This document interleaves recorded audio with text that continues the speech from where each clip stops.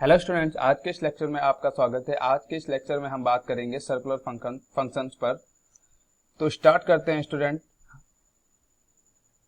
Student हम जानते हैं किसी भी कॉम्प्लेक्स नंबर को z equal to x plus i y के रूप में लिखा जाता है। तो we know that z equal to x plus i y is complex number. Now we define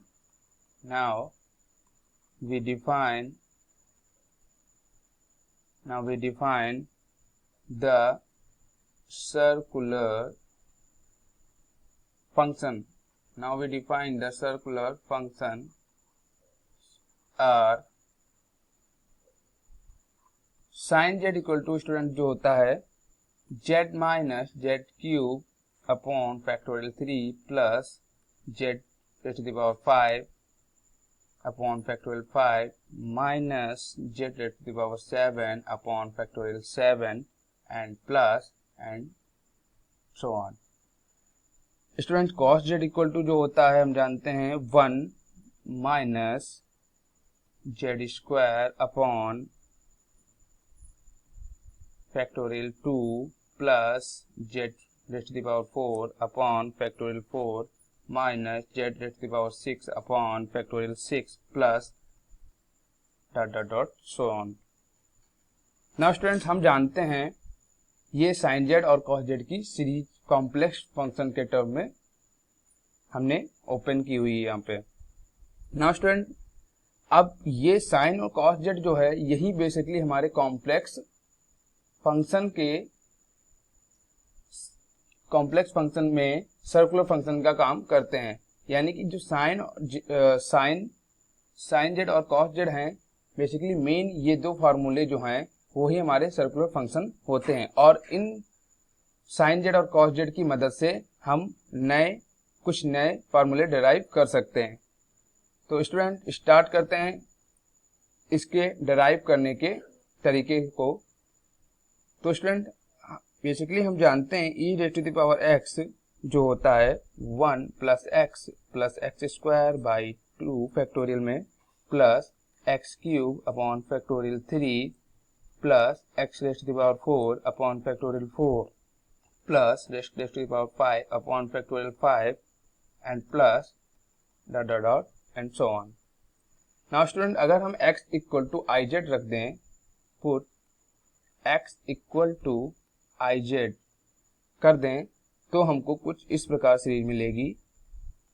जहां जहां x होगा वो रिप्लेस हो जाएगा आई जेड से and i z square upon factorial 2 plus i z whole cube upon factorial 3 plus i z raise to the power 4 upon factorial 4 plus i z upon factorial 5 i z upon factorial 5 और rays to the power में ये 5 हो जाएगा plus and so on.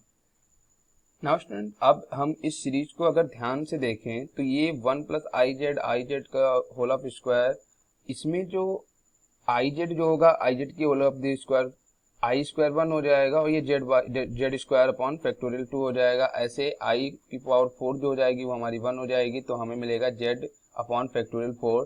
तो student इसमें अब हम जो देख रहे हैं वो जो है 1 minus z square upon factorial 4, यानी कि यहाँ पे जो मिलेगा 1 माइनस यहाँ पे आई स्क्वायर माइनस यहाँ पे हो जाएगा ना 1, तो आई स्क्वायर माइनस यानी कि 1 minus z square upon factorial 2 plus z raise to the power 4 upon factorial 4। तो हमको इसमें कॉजाइन की सीरीज मिल जाएगी और ठीक इसी तरह हम साइन जेड की भी सीरीज को डिफाइन कर लेंगे, क्योंकि यहाँ पे जो है आई क्यूब, इसमें से अगर हम इसके इमेजिनरी पार्ट यानी कि जो आई वाले टर्म में यानी कि ऑड आई वाले टर्म जो है जिसकी पावर में ऑड कोई नंबर है, अगर उसमें हम आई को कॉमन ले लें तो हमें कुछ साइन जेड की तरह एक नई सीरीज यहाँ पे मिल जाएगी।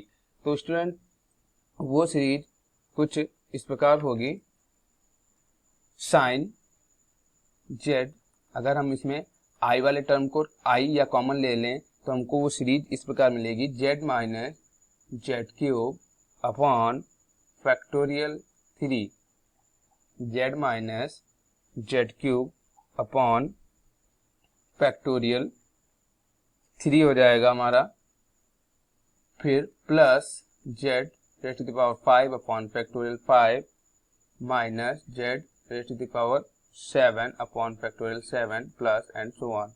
नाउ स्टूडेंट, ये जो हमको सीरीज मिली है वो साइन जेड की मिली है, ये जो हमको सीरीज मिलेगी साइन जेड की मिलेगी, क्योंकि मैंने क्या किया इसमें आई को कॉमन लेते हुए, ये तो मेरा स्क्वायर होके -1 हो गया, यानी कि आई आउट हो जाएगा, लेकिन कुछ आई क्यूब जैसे है उसमें आई बचेगा तो मैं उसमें कॉमन ले लूंगा, तो जेड क्यूब अपॉन फैक्टोरियल 3 यानी कि 8 टर्म में हमको ये सीरीज साइन के पदों में मिल जाएगी, साइन जेड के पदों में। नाउ अब कॉस जेड के लिए हम स्टार्ट करते हैं। कॉस जेड में क्या है, 1 प्लस 1 माइनस आई 1 माइनस आई स्क्वायर -1 हो जाएगा, तो 1 minus z square upon factorial 2, ऐसे आई रेज़ टू द पावर 4 हमारा 1 होता है, तो जेड अपॉन फैक्टोरियल 5, और अगला टर्म हमारा होगा z upon z raise to the power 6 upon factorial 6। तो स्टूडेंट, कॉस जेड की हमको जो सीरीज मिली है वो हमें कुछ इस प्रकार हो जाएगी, 1 minus z square upon factorial 2 plus z raise to the power 4 upon factorial 4 minus z raise to the power 6 upon factorial 6 और plus and so on. Now students, इसमें हम देखें तो हमको सेम वही सीरीज यहाँ पे ऑब्टेन हुई है। अगर हम इसमें इसको ऐड कर दें, यानी कि cos z plus sign Z को अगर ऐड कर दें तो हमको एक नई सीरीज नया फार्मूला मिल जाएगा, यानी कि e raise to the power i z जो है, e raise to the power i z. Student, इसमें क्या है, हमने इस वाले सीरीज को अलग किया और प्लस तो पहले से ही चल रहा था, तो यहाँ पे जो हो गया हमारा प्लस में ही हो जाएगा, तो हमने e raise to the power i z जो होगा वो हो जाएगा हमारा कुछ इस तरह, cos z plus i sine z, i common ले लूंगा तो ये सीरीज जो हो जाएगी हमारी साइन जेड की, ठीक है ना, तो ये हमारी हो जाएगी साइन जेड की। तो ये क्या है, आई साइन जेड। तो स्टूडेंट, ये जो हमको नया फार्मूला यहाँ पे मिला है, e raise to the power i z equal to cos z plus i sine z, वो हमारा एक फार्मूला यहाँ पे डिराइव होता है जिसका नाम है एवलर फार्मूला, एवलर्स फार्मूला। इसको ही हम बोलते हैं Euler's formula, cos z plus i sine z equal to e raise to the power i z. Now student, अगर आई जेड को हम माइनस आई जेड रिप्लेस करेंगे तो वो हमारा cos z minus i sine z हो जाएगा। Now student, इसको इक्वेशन नंबर 1 मान लेता हूं और इसको 2 मान लेता हूं। अब इन एलर्स फॉर्मूले के हेल्प से हम कुछ नए रिजल्ट और ऑब्टेन करेंगे। तो student, E first and second को हम ऐड कर देते हैं, इक्वेशन फर्स्ट एंड सेकंड को अगर ऐड कर दें तो हमें कुछ इस तरह मिलेगा, e raise to the power i z plus e raise to the power minus i z equal to cos z plus i sine z plus cos z minus i sine z. Student, मैंने e raise to the power i z की value यहाँ पे, यानी कि उसका फार्मूले की value यहाँ पे रख दी और प्लस इसके फार्मूले को मैंने यहाँ पे लिख दिया। अब ना student, i z, i sine i z और minus i sine z cancel out हो जाएगा, तो हमें मिलेगा 2 कॉस जेड, यानी कि e raise to the power i z plus e raise to the power minus i z हमको मिलेगा कॉस जेड। अगर हम कॉस जेड के टर्म में लिखेंगे, अगर हम कॉस जेड के टर्म में लिखें तो हमें कुछ इस प्रकार फॉर्मूला मिलेगा, कॉस जेड इक्वल टू हो जाएगा e raise to the power i z plus e raise to the power minus i z by 2।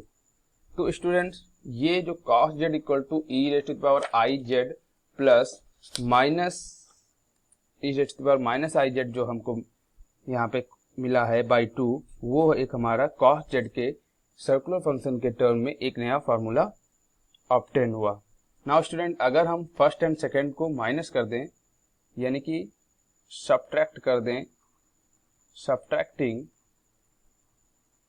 subtracting equation first, subtracting equation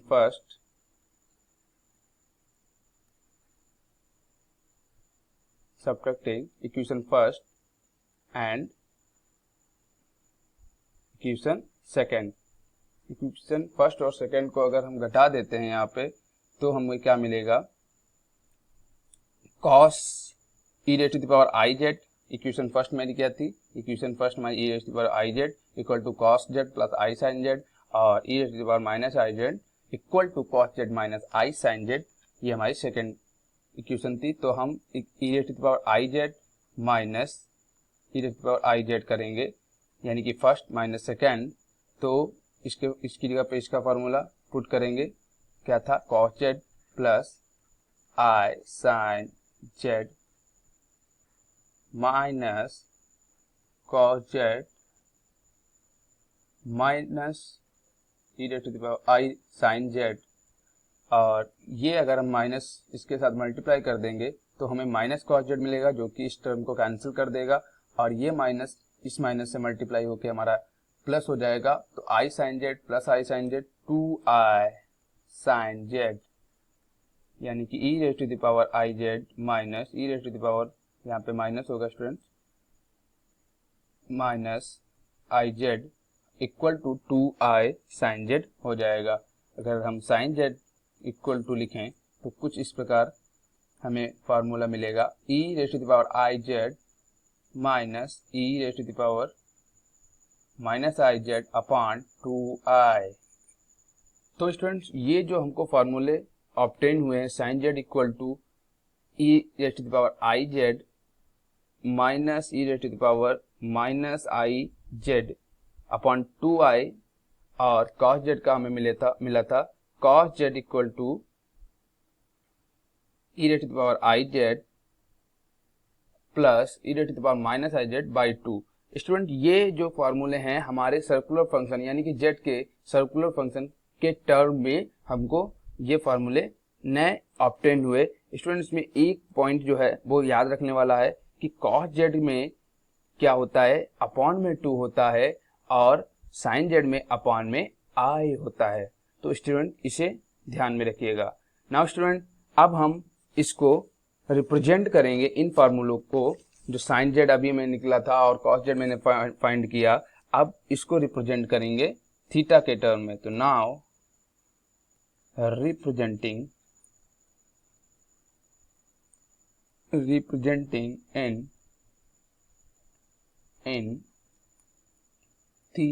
in terms of theta, in theta terms या terms of theta। अगर हम z की जगह पे theta को replace कर दें, यानी कि put z equal to theta, तो हमें कुछ इस तरह रिजल्ट मिलेगा, और रिजल्ट होगा हमारा sine theta equal to e raise to the power i theta minus e raise to the power minus i theta by twice i. Now cos z का हमें मिलेगा cos theta equal to e raise to the power i theta plus e raise to the power minus i theta upon 2। तो this is called the simple trigonometric function. और ये जो हमारा sign और cosine को हमने एक्सपोनेंशियल में, ये हमारा जो हो गया साइन और कोजाइन को एक्सपोनेंशियल टर्म में विद आयोटा, साइन और कोजाइन को एक्सपोनेंशियल टर्म में विद आयोटा एक्सप्रेस करने का एक नया तरीका सीखा। यानी कि हम किसी भी कॉम्प्लेक्स किसी भी सर्कुलर फंक्शन को हम सिंपल ट्रिग्नोमेट्रिक फंक्शन में भी कन्वर्ट कर सकते हैं या रिप्रेजेंट कर सकते हैं। तो स्टूडेंट, ये जो हमारा है थीटा यहाँ पे हमारा, वो हमें सिंपल ट्रिग्नोमेट्रिक फंक्शंस की जानकारी देता है। तो स्टूडेंट, अब जो है हम इनसे जुड़े कुछ बेसिक फार्मूलेज के ऊपर बात करेंगे। स्टूडेंट बेसिकली फार्मूले हमारे सेम ट्रिग्नोमेट्रिक से ही जुड़े हुए हैं, लेकिन बस यहाँ पे थोड़ा सा चेंजेस यह होगा, जहाँ पे हम लोग थीटा का यूज करते थे और थीटा वहाँ हमारा सिंपल एक एंगल होता था, यहाँ पर हम थीटा को ना यूज करते हुए जेड को यूज करेंगे, जेड जो कि यहाँ पे हमारा कोई कॉम्प्लेक्स क्वांटिटी है। स्टूडेंट एक बात यहाँ पे ध्यान रखने वाली यह है कि किसी भी कॉम्प्लेक्स क्वांटिटी को साइन और कोजाइन के साथ रिप्रेजेंट करना ही मेरा मेन सर्कुलर फंक्शन कहलाता है। तो स्टूडेंट साइन 2z, अब हम फार्मूले पे बात करेंगे। स्टूडेंट साइन 2z हम जानते हैं, अगर बेसिकली फार्मूला हम ट्रिग्नोमेट्री का देखें तो साइन 2 थीटा जो होता है 2 sine theta into cos theta होता है। नाउ अब हम इसको रिप्रेजेंट करेंगे सर्कुलर फंक्शन के रूप में, तो हमें फार्मूला कुछ इस तरह मिलेगा, sine 2z equal to 2 sine z into cos z। तो ये जो z है वो थीटा की जगह रिप्लेस हो गया। नाउ अब सिमिलरली इसी तरह हम साइन कुछ फार्मूले को देखते हैं। साइन z1 प्लस z2 अगर होगा तो हम क्या पाएंगे, sign z1 into cos z2 plus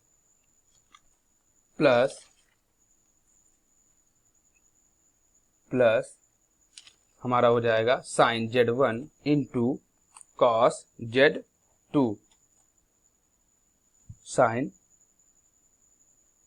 z into cos z, और ये हमारा हो जाएगा कॉस z, लिख लेते हैं पहले, cos z1 into sine z2। तो स्टूडेंट ये हमारा कॉस a प्लस बी, जैसे हमने पढ़ा है कॉस a प्लस बी, वैसे ही सिंपल है, बस यहाँ पे z1 एंड z2 को हमने रिप्लेस कर दिया है। तो sine z1 into cos z1 plus cos z1 into sine z2। Students अगर हम देखें तो ये वही फार्मूले हैं जो हमने ट्रिग्नोमेट्रिक में पढ़े थे। नाउ स्टूडेंट अब साइन z1, जो इसी तरह हम कई सारे फार्मूले ड्राइव कर सकते हैं। तो ये जो हमारा एक प्लस के टर्म में हो गया, अगर माइनस के टर्म में लिखे तो हमें क्या मिलेगा, sine z1 minus z2 equal to sine z1 into cos z2 minus cos z1 into sine z2। ना इसी तरह हम एक और फार्मूला लिख लेते हैं कॉस 2z का, तो यहाँ पे हो जाएगा cos square z minus sine square z, ये एक फार्मूला हो गया। जैसे एक और लिख लेता हूँ कॉस 2z का ही, वो हमारा होता है 2 कॉस स्क्वायर z माइनस 1, और सिमिलरली कॉस 2z का ही एक और हम फार्मूला जानते हैं 1 माइनस 2 साइन स्क्वायर z के पदों में। बस स्टूडेंट यहाँ पे एक बात ध्यान रखने वाली यह है कि जहाँ पे थीटा का हम लोग यूज करते थे वहाँ पे हमको रिप्लेस करना है थीटा इक्वल टू जेड। तो जेड जहाँ पे हमारी कोई कॉम्प्लेक्स क्वांटिटी है, वास्तव में कोई कॉम्प्लेक्स क्वांटिटी के साथ कोई भी ट्रिग्नोमेट्रिक फंक्शन को ऐड किया जाए या मल्टीपल किया जाएगा, वो हमारा बन जाता है सर्कुलर फंक्शन। तो और कॉस 2z का एक और फार्मूला है स्टूडेंट, हम जानते हैं 10 के पदों में, तो 1 माइनस 10 स्क्वायर जेड हो जाएगा upon 1 plus 10 square Z. Now student अगर हम कॉस के फार्मूले पर बात करें तो कॉस z1 प्लस z2 भी हमारा इसी तरह फार्मूला मिलेगा, कॉस या प्लस माइनस दोनों को एक साथ लेते हुए चलना है। तो ये cos z1 into cos z2, अगर हम कॉस z1 प्लस z2 की बात करें तो हमारा फार्मूला आएगा cos z1 into cos z2 minus sine z1 into sine z2। अगर हम कॉस z1 माइनस z2 की बात करें तो हमें फार्मूला मिलेगा cos z1 into cos z2 plus sign z1 into sine z2। Now students ये कुछ बेसिक फार्मूले हैं जो एज इट इज हमें ट्रिग्नोमेट्रिक से कुछ ना कुछ मेल खाते हुए दिख रहे हैं। बस यहाँ पे क्या हुआ है, यहाँ पे हमारा जो थीटा के एंगल में हमने कॉम्प्लेक्स क्वांटिटी को पुट कर दिया है, क्योंकि ये हमें सर्कुलर फंक्शंस के बारे में बताएंगे कि ये जो है फार्मूला है सर्कुलर फंक्शन से रिलेटेड होगा, क्योंकि किसी भी ट्रिग्नोमेट्रिक फंक्शन में अगर हम कोई कॉम्प्लेक्स क्वांटिटी के साथ उसके एंगल में मल्टीपल कर दें या उसका एंगल ही हमारा कॉम्प्लेक्स क्वांटिटी है तो वो हमारा सर्कुलर फंक्शन हो जाता है। ये स्टूडेंट्स बहुत ही इम्पोर्टेंट टॉपिक है। इनिशियली ये हमारा बीएससी फर्स्ट ईयर में है, लेकिन इसे हम थर्ड ईयर एंड आगे की क्लासेस में बेसिकली फार्मूले के तौर पे यूज करेंगे। तो ये बहुत ही इम्पोर्टेंट टॉपिक है, इसलिए इसे और इनके फार्मूलों को ध्यान में रखिएगा। नाउ स्टूडेंट, अब हम बात करेंगे पीरियड्स ऑफ सर्कुलर फंक्शंस के ऊपर, यानी कि किसी भी सर्कुलर फंक्शन का पीरियड क्या होगा। तो पीरियड्स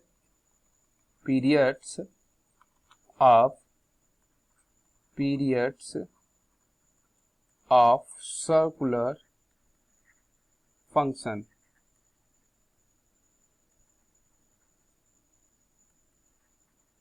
पीरियड्स ऑफ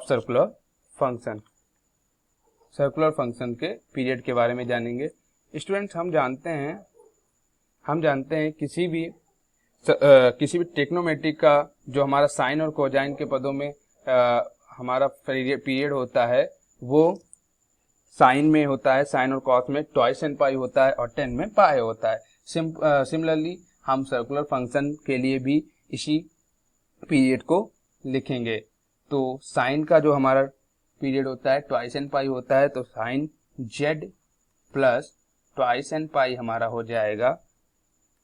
पीरियड जो होगा ट्वाइस एन पाई पे डिफाइन होता है, तो sine z plus twice n pi. और साइन, ये एक फार्मूला बन गया Z1 Z2 का, जैसे कि हमने अभी यहाँ पे लिखा था साइन Z1 प्लस Z2, यहाँ पे मान लीजिए Z2 हमारा ट्वाइस एन पाई है। तो ये हमारा इस तरह ओपन हो सकता है कुछ, sine z into cos twice n pi plus sine twice n pi into cos z. ठीक है ना स्टूडेंट। अब हम जानते हैं cos twice n pi equal to 1 होता है और sine twice n pi equal to 0 होता है। वैल्यू पुट करेंगे तो हमें कुछ इस प्रकार वैल्यू मिलेगी। साइन जेड ये हमारा हो जाएगा 1 और ये हमारा हो जाएगा 0। तो साइन जेड हमको मिल जाएगा, यानी कि ये प्रूफ हुआ कि साइन जेड ट्वाइस एन पाई, यानी कि इसके साइन के पीरियड में हमको साइन जेड मिल गया। This is the proof. Now cos Z के लिए अगर हम बात करें तो उसका भी पीरियड हमारा होता है ट्वाइस एन पाई। तो sine z plus twice n pi equal to हो जाएगा cos z into cos twice n pi plus sine cos z into cos twice n pi, यहाँ पे प्लस है तो यहाँ पे हमें मिलेगा minus sine z into sine twice n pi. अब हम जानते हैं cos z cos twice n pi 1 हो जाएगा, ये हमारा 0 हो जाएगा टर्म, तो हमको मिलेगा कॉस जेड। तो ये हमने पीरियड्स के ऊपर बात की कि इनका जो simple periods complex circular function का होगा वो भी हमें ट्वाइस एन पाई के रूप में भी मिलेगा, यानी कि इनका पीरियड यहाँ पे वेरी करता है। नाउ tan जेड की अगर हम बात कर लें तो tan जेड का पीरियड जो होता है स्टूडेंट वो हमारा पाई होता है, इसलिए tan जेड इक्वल टू हमारा हो जाएगा tan n pi plus Z, tan n pi plus Z. इसी तरह ये हमारा tan जेड के लिए भी डिफाइन हो जाएगा। नाउ स्टूडेंट्स, अगर हम tan के टर्म में फॉर्मूले को अगर ऑब्टेन करें तो हम जानते हैं tan z equal to sine z upon cos z होता है। तो साइन जेड की जगह मैंने अभी एक फार्मूला डिराइव किया हुआ था, वो साइन जेड का फार्मूला यह था कि e raise to the power i z minus e raise to the power minus i z upon twice से आई होता है, और ये हमारा होता है e raise to the power और कॉस जेड का होता है e raise to the power i z plus e raise to the power minus i z upon 2। इनको हम यहाँ पे पुट करेंगे। साइन जेड यानी कि e साइन जेड का जो यहाँ पे होगा उस फार्मूले को यहाँ पे मैं लिखूंगा e raise to the power i z minus e raise to the power minus i z upon twice i होगा, तो ट्वाइस आई को हम इसे लिख लेंगे, और कॉस जेड का होता है e raised power i z plus e raised power plus का आई जेड हो जाएगा, सॉरी माइनस आई जेड ही होगा यहाँ पे भी, और यहाँ पे 2 और 2 से 2 कैंसिल हो जाएगा तो मिलेगा आई। तो अगर हम इसको सही से लिखें तो हमें कुछ इस तरह फार्मूला tan z के टर्म में मिलेगा, tan z का एक्सपोनेंशियल के टर्म में हमको ये फार्मूला मिलेगा, t e raised power i z minus e raised power minus i z और i into e raised power i z plus e raised power minus i z. Now student ये tan z के हमको एक नया tan z को हमने एक नए फार्मूले के रूप में यहाँ पे लिखा। स्टूडेंट अगर हम बात करें कि cot z और sec z और cosec z, तो सिमिलरली जैसे ही हम सिंपल टेक्नोमेट्री में हमने पढ़ा था कि cot z जो होता है हमारा tan का रिवर्स होता है, तो cot z भी हमारा cos z upon sin z हो जाएगा, और cosec z जो हो जाएगा वो हमारा हो जाएगा 1 अपॉन sin z हो जाएगा। और सिमिलरली सिर्फ टेक्नोमेट्रिक फंक्शन की तरह ही हम लोग इसे यूज कर रहे हैं, बस फर्क इतना है वहाँ पे थीटा था, यहाँ पे कोई कॉम्प्लेक्स क्वांटिटी z है। तो ये हमारा सेक जेड का भी फार्मूला हो जाएगा 1 अपॉन कॉस जेड। तो स्टूडेंट्स आज और यहाँ पे एक और कॉट जेड को हम 1 अपॉन 10 भी जेड लिख सकते हैं, 1 अपॉन जेड यानी cot z equal to 1 upon z भी लिखा जा सकता है। तो स्टूडेंट्स हमने इस लेक्चर में सीखा क्या? हमने इस लेक्चर में बेसिकली हमने इस लेक्चर में क्या बात की? हमने इस लेक्चर में किसी भी कॉम्प्लेक्स टर्म को इन सर्कुलर फंक्शन में कैसे रिप्रेजेंट किया जाता है वो सीखा, या दूसरे शब्दों में हम कह सकते हैं कि कोई भी कॉम्प्लेक्स टर्म अगर कोजाइन और साइन या ट्रिग्नोमेट्रिक फंक्शंस के टर्म में लिखा हुआ है तो वो हमारा सर्कुलर फंक्शन का रूप ले लेती है। इट मीन्स दैट कि सर्कुलर फंक्शन जो होता है वो साइन और कोजाइन के टर्म में जेड के रूप में, या जेड यहाँ पे कोई कॉम्प्लेक्स क्वांटिटी है, कॉम्प्लेक्स क्वांटिटी के रूप में डिफाइन किया जाता है। और हमने सबसे पहले इसमें किया क्या, उसको डिफाइन करने के लिए साइन जेड के हमने सीरीज ओपन की, और फिर हमने क्या किया, उसकी हेल्प से हमने कई सारे फार्मूले ऑब्टेन किए, जो कि हमने ई रेट पर आई जेड को करते हुए इसमें रियल और इमेजिनरी पार्ट को अलग कर लिया और उनको ऐड कर लिया, तो हमको मिला एलर्स फार्मूला। और एलर्स फार्मूले की मदद से हमने कुछ नए रिजल्ट ऑब्टेन किए, जो कि हमारा cos z equal to e raised power i z plus e raised power minus i z by 2 के रूप में आया, और sign Z e raised power i z minus e raised power minus i z upon twice i के term में आया। और हम थीटा के टर्म में हमने एक्सपोनेंशियल विद आयोटा के टर्म में हमने यहाँ पे रिप्रेजेंट किया, तो हमने ये वाला फार्मूला ऑब्टेन किया। और उसके बाद हमने सेम फार्मूले सर्कुलर फंक्शन के रूप में वही पाए जो हम सिंपल ट्रिग्नोमेट्रिक में यूज करते थे। तो स्टूडेंट ये हमारा जो लेक्चर रहा वो इसमें हमने सर्कुलर फंक्शंस के ऊपर बात की। तो ये बेसिकली होता क्या है उसके बारे में इस लेक्चर में हमने सीखा। तो नाउ स्टूडेंट्स अब हम अगले अपने लेक्चर में बात करेंगे इनसे रिलेटेड, इन्हीं का रिलेटेड जो है वो हाइपरबोलिक है, बस उसमें ये है कि उसमें इमेजिनरी पार्ट नहीं लिया जाता है। उसमें क्या होगा, कैसे हम उसका यूज करेंगे, अब अपने अगले लेक्चर में बात करेंगे। तब तक के लिए धन्यवाद।